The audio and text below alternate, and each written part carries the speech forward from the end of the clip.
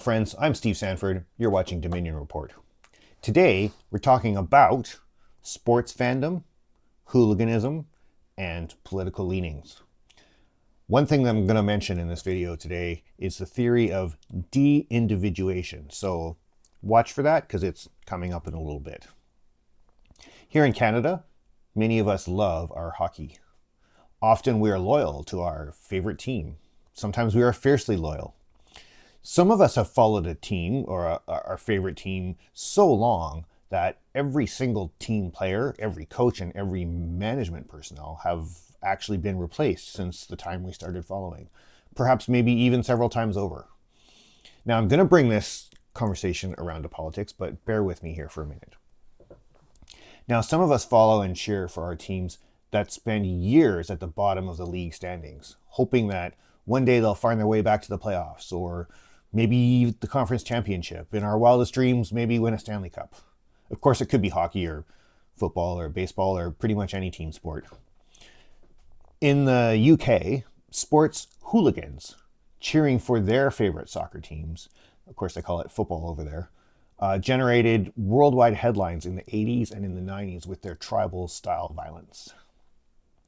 Hooliganism led to brawls, riots, fires, and people literally killing each other in apparent support of their favorite sports team.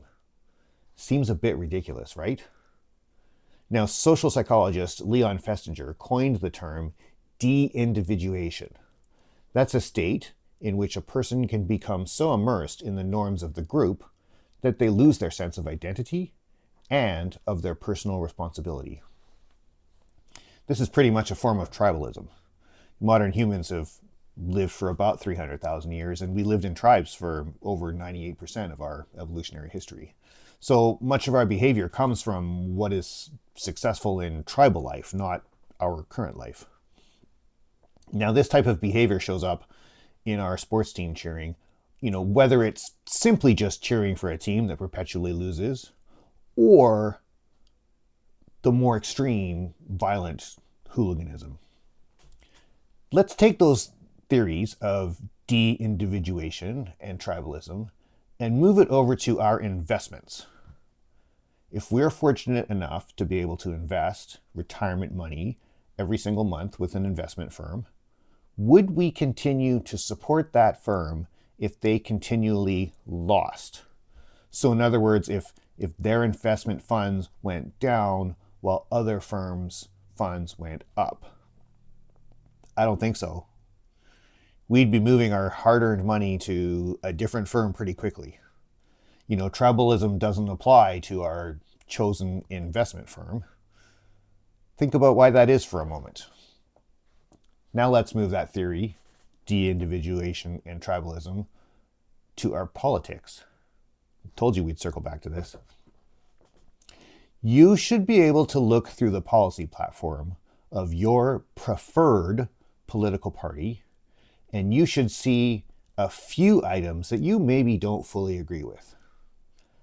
On the flip side, you should look through the policy platforms of another party, an opposing party, and you should see a few things that maybe you do agree with.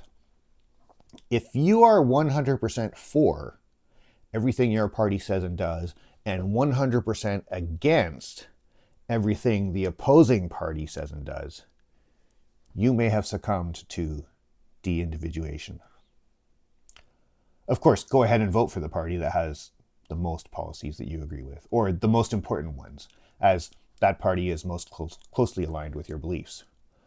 But be sure to hold that party's feet to the fire with regard to following up on their policy promises, that's the ones that you voted for, and with regard to policy action and speech that you don't agree with. And be aware of and defend against de-individuation and tribalism, because it leads to brawls, riots, fires, and killing each other. Don't forget to like and subscribe. In the meantime, stay calm, stay strong, and elbows up.